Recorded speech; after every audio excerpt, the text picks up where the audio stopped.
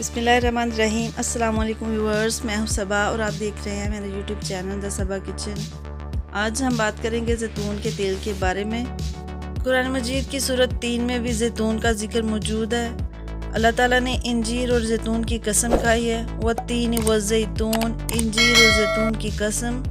हमारे प्यारे नबी हज़रत मोहम्मद सल्लल्लाहु अलैहि वसल्लम जैतून और खजूर खाने के साथ तनावुल फरमाते थे।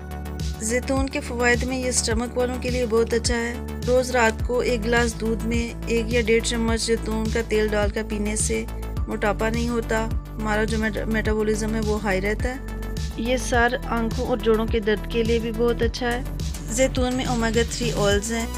जैतून के तेल में विटामिन ए, ई और डी मौजूद है।